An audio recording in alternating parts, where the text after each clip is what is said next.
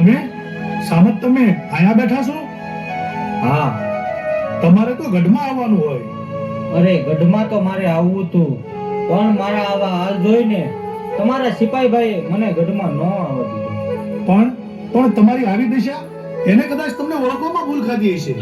તમારા આવા હાલ શું થયું? લ્યો આ સંદેશો તમારા બેને લખી આપ્યો છે અને તમારી પાસે મને મોકલ્યો છે. આમાં બધી વાત વિસ્તારથી લખી છે. સંદેશો બેન જાહલનો?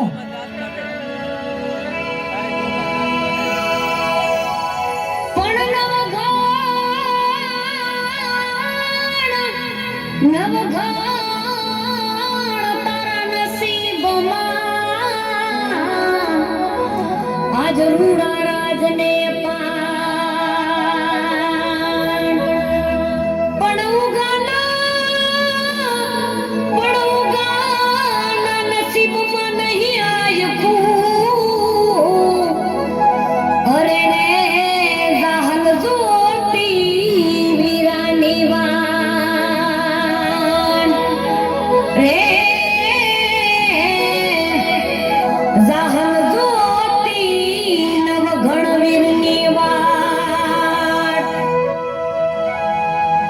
બેન જાહલ મારી વાત જુએ છે. સામત તમે ગઢમાં પધારો, હું મારી બેન જાહલનો સંદેશો વાંચી લઉં.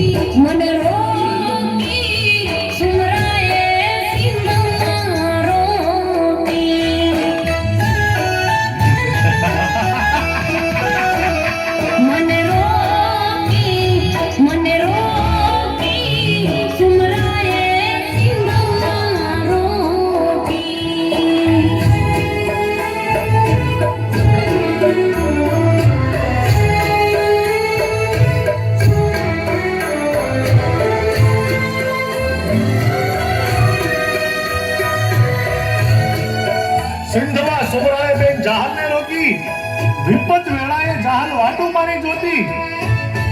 અરે સામત, આ મારી બેન જાહલ શું લખે છે?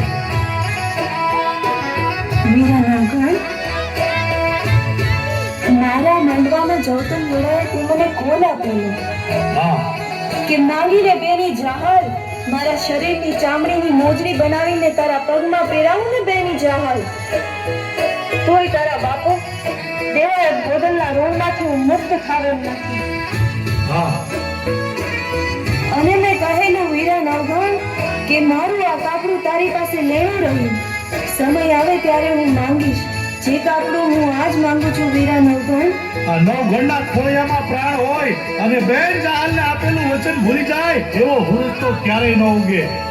માંગો બેની બા, શું માંગો છો?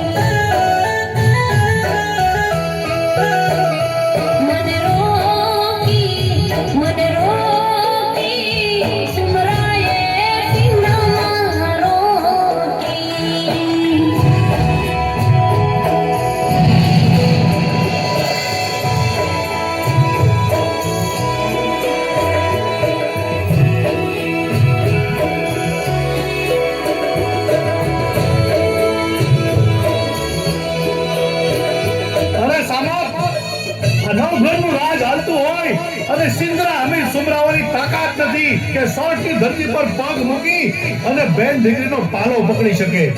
પણ આ જાહલબા એવું તે શું બન્યું કે તમારે આ સોરઠ મલક મૂકી અને સિંધમાં જવું પડે?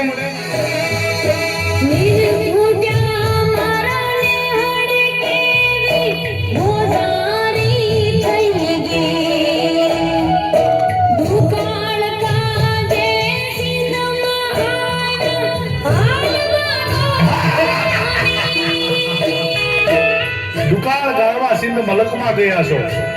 બેની બા, તમારા ભાઈ નવઘણને યાદ ન કર્યો? બેની બા,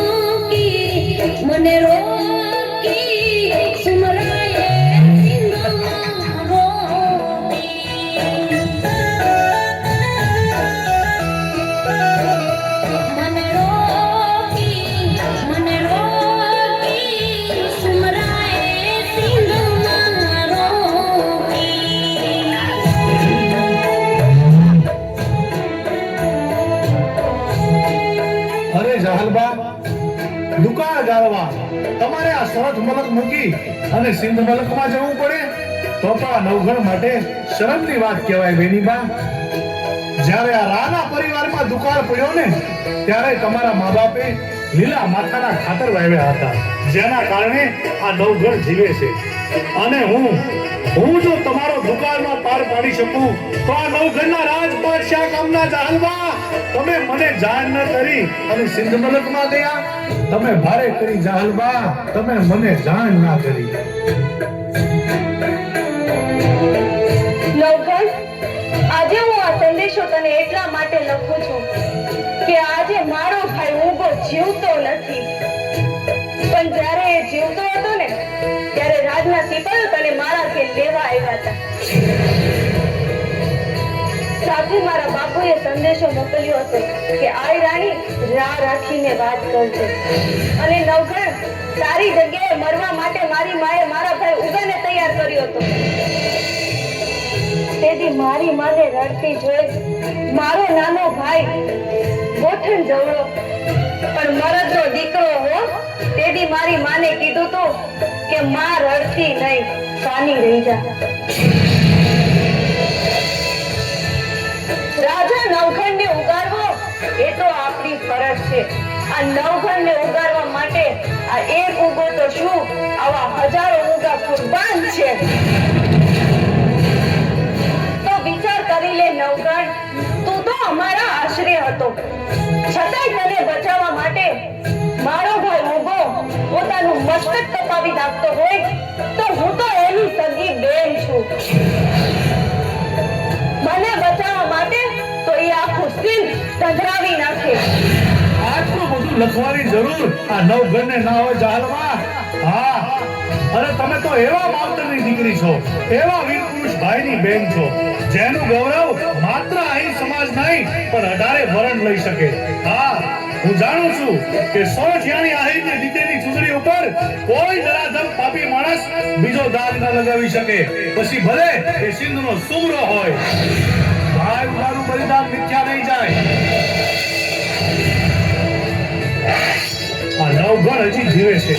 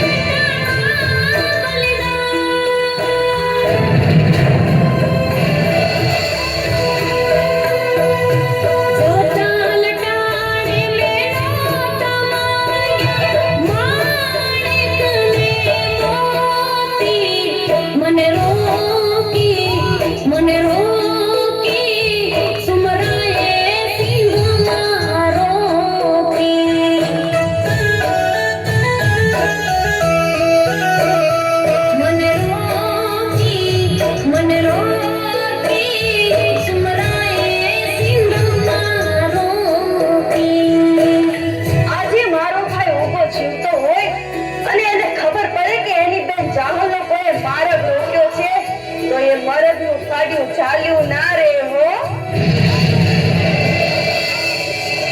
અરે જાહલમાં આ નવઘણના રૂપમાં તમારો ભાઈ ઊભો છે હો. પણ આજે નવઘણ ઊભો જીવતો નથી એટલે મારે તને કહેવું પડે છે. હું જાણું છું જાહલમાં કે તમે સિંધની ધરતીમાં એકલા હાથે હજારો મુસીબતોનો સામનો કરી પોતાની પવિત્રતાનું રક્ષણ કરી રહ્યા છો અને આવા સમયમાં તમને ભાઈ ઉભો સાંભળે પણ ખરો. પણ જોજો હો જાહલમાં, સિંધનો સુમરો આવીને તમારો પાલો પકડે ઈ પહેલા આવીને તમારી સામે ઉભો રહી જાઓ તો માનજો કે નવઘણના રૂપમાં ઉભો આવ્યો હો. પણ તું એમ ના માનતો હો કે હું તારી પાસે મારી આબરૂની ભીખ માંગુ છું.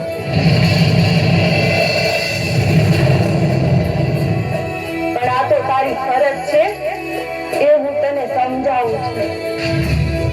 વહેલો આવજે. હે ગરવા ગિરનાર, હે મુરલીધર મહારાજ, મારી બેન જાહલને થોડી હિંમત આપજો. કારણ કે આ 60 મલકમાંથી હું સિંધ મલકમાં બેન જાહલની વારે જાઉં એટલામાં મારે આડો 12 ગામનો ખારો સમુદ્ર આવે છે. એ સમુદ્ર પાર કરવામાં મારે કદાચ મોડું પણ થાય અને બેન જાહલની ધીરજ ખૂટી જાય અને કાંઈ અજુગતું પગલું ભરે અને જો જીવ કાઢી નાખે તો આ નવઘણના કપાળમાં કલંકની કાળી ઢીલી લાગી જાય. એટલા માટે ગરવા ગિરનાર, જીવનમાં પહેલી વાર તમને એટલું વિનવું છું કે બેન જાહલને થોડી હિંમત આપજો. હું આવું છું બેન જાહલ, તારી વારે આવું છું. આજનો સૂરજ આથમી જશે તો જગને થાશે જાણ. વીરની વાટે વખોડા ઘોડાશું, પાડશું મારા પ્રાણ. નહીં જાહલમાં, એવું નહીં થાય. ભરોસો રાખજો આ ભાઈ પર. અને તમે તો એવા મરદ માવતરની દીકરી છો, એવી જગદંબા જેવી આયરાણીના ખોળે અવતાર લીધો છે કે ભર્યા દરબારમાં તલવારની અણીએ જેની આંખનો ખૂણો ભીનો ન થયો હોય તમે એનું સંતાન છો. તમારે ઝેર ન પીવાનું હોય. હું આવું છું તમારી વારે. આજનો સૂરજ આથમી જશે તો જગને થાશે જાણ. વીરની વાટે વખોડા ઘોડાશું, પાડશું મારા પ્રાણ. હું આવું છું બેન જાહલ, તારી વારે આવું છું. રાહુલ કેરા વેલા પધાર્યો, બેનની આશા મોટી. મને રોકી સુમરાએ સિંહમાં રોકી.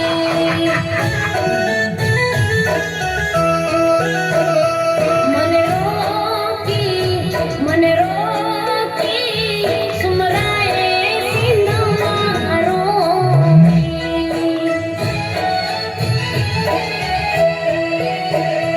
સુમરાએ સિંહમાં રોકી.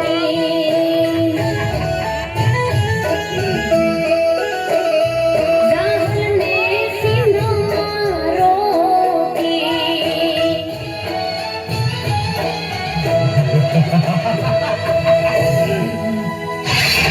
સેનાપતિ, મારું 13 ટૂંકા લશ્કર સાબદું કરી સિંધના પંથે રવાના કરો. હવે તો 60ની ધરતી પર પહેલો પગ બેન જાહલ મૂકશે, પછી જ નવઘણ. નહીંતર સિંધની ધરતીમાં સમાઈ જઈશ. અરે 60 ચુંદડી ઉપર મીટ મારનારના આ નવઘણ રાય રાય જેવડા કટકા કરી અને જોગણીઓના ખપ્પર ભરે છે. જય મુરલીધર, જય માં ખોડિયાર. પાન પી જાઓ જાહલ. છેટો રહેજે સુમરા. આ જાહલને નાગણ ચાલ. કાં તો તારો દી ફેરો, કાં તો આજેથી અજાણ.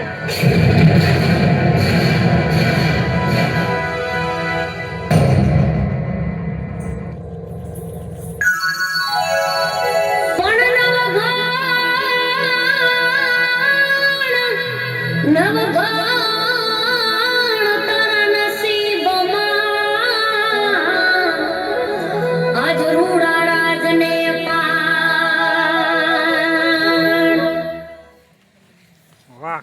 વાહ